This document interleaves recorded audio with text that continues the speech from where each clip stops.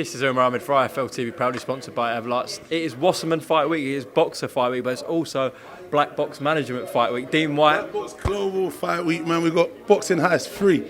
Firstly, I want to shout out my sponsors, Inspiration Clothing, doing big things in the space. Felicity Healthcare and XME, ticket selling company. Those guys patter me, look after me, check them out. They're on my site, they're going to be on my poster. Boxing Hearn'S free Saturday, hell of a card. Tune in, tickets still available. Link in my bio on Instagram. Bow, bow, bow. Need I say any more? You've got your media day tomorrow, and of course, Friday. It is. It's Wednesday today. Sorry, I've just come back from America. My bearings are all over the place, man. Bro, it's smoked, didn't it? I jumped straight into it, man. I was getting up early, but I was hurt. Half hanging every day, you know what I'm saying? But I get it, yeah, it's Friday. Friday, yeah. Fight night Saturday. What can we expect from the show, Dean? We're going to expect a great show. It's going to be packed. It's going to be fun. We're going to have good fights. We've still got one of the IBO titles on the line. We're just waiting for medicals and other things to cross the line. But in this promotional game, it is tricky, it is hard.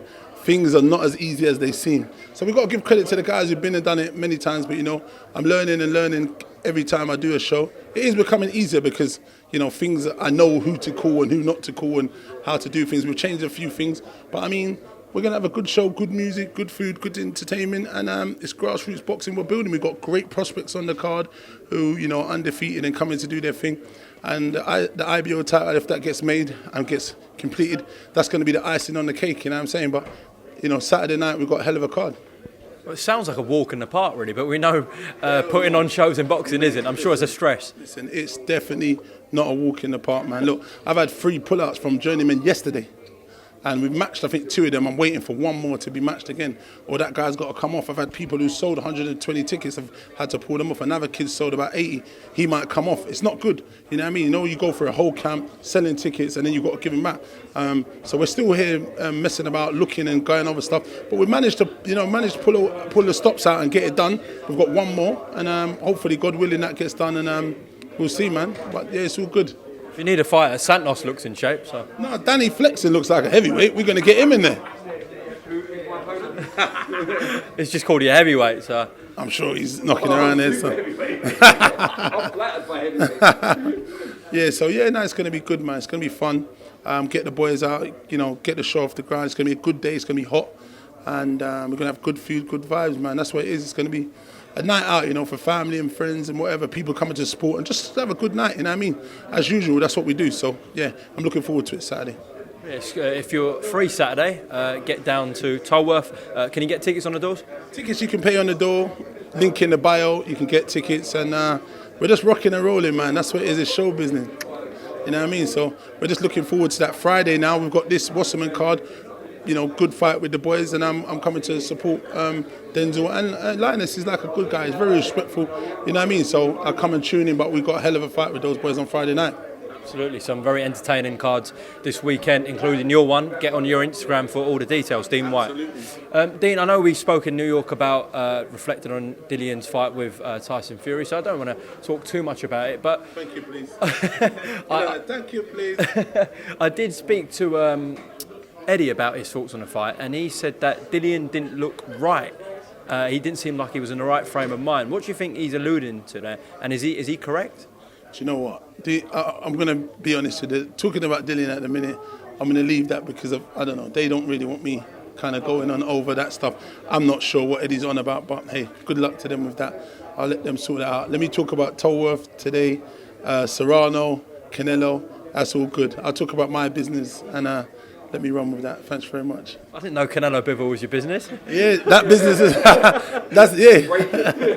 Dean Whyte, new promoter of Dimitri Bivol. No, but I'm talking just my versions of events or how the fight played out. But do you know what? It was a good fight. I mean, look, man, you got to give credit to Bivol. Look, he put up shot, boxed very well, fought when he had to fight, boxed when he had to fight. Very disciplined in the distance control. 1-2-1 jab, hook off and then step off and the catch and shoots. Listen, everything aligned for him, you know what I mean? But one thing, it's very hard to stay focused for 12 rounds.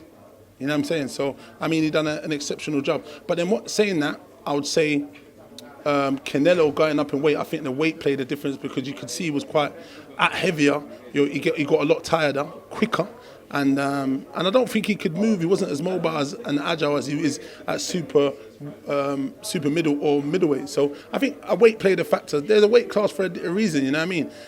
But to be honest, I still thought he was going to win. I didn't see anything in his previous fights with the guys he fought. He fought Craig. Craig gave him a hell of a fight. Lost by 1 point. What's the other guy, the American white guy? Joe Smith Jr. That was a great fight as well. But there was nothing in there that would suggest that he would be able to put on that performance against one of the best, the pound-for-pound greats right now, to go and shut up shop and do that. Because someone I rate very highly is Callum Smith. And if someone was going to do it, I would have more probably picked him to have done what he done, because I rate him very highly, and he didn't, and it was a shame. He still obviously got to see the last bell. He didn't get stopped, but, he didn't, perform as I would have more thought he could do that than Bivol. But look, this is boxing, man. Anything happens. That loss doesn't define him. He's still Hall of Fame. He's still the champion. He's still He's got a whole country behind him and doing things. People make not too muches. I don't even know if that's even a fucking word. But it is now. So remember that, too much is of things in life. No, joking. Too much of losses. Mayweather made it a thing because Tyson Fury retired undefeated. People make it too much of a thing. But yet again, all of those guys, like I was saying in previous interviews, they've had luck on their side. McDermott, Deontay Wilder, the counting over the 10. There's many factors that contribute to people having, Castillo and those other guys. When Mayweather was fighting, he got luck on his side as well. So many factors. But look, the stars are lying for these guys to do their thing. You know what I mean? But look, he's a champion still. I'm a fan of him, but sometimes you get, when you're too big for your boots, you get too big for your boots. You know the trick? I'm saying, you got to sing it, you get me? Is that Stormzy, innit?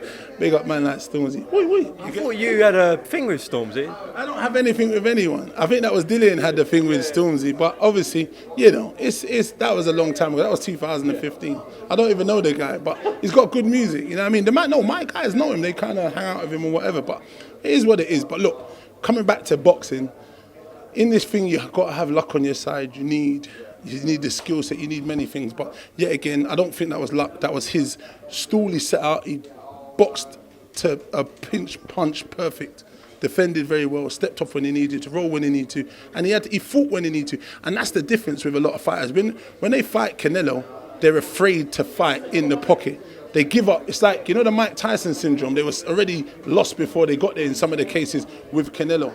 They became disillusioned because he was bigger than boxing, and they kind of lost themselves in that Canelo payday. Payday, you want payday? Payday, you want payday?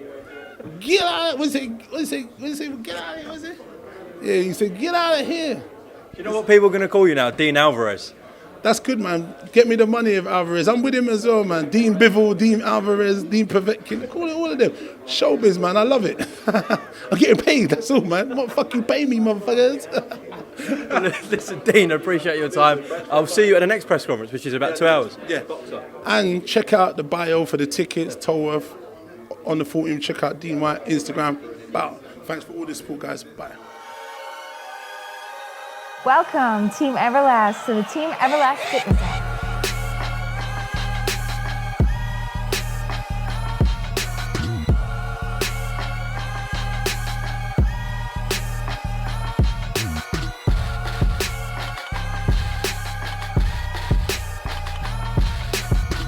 Download the Everlast Fitness app and find your greatness within.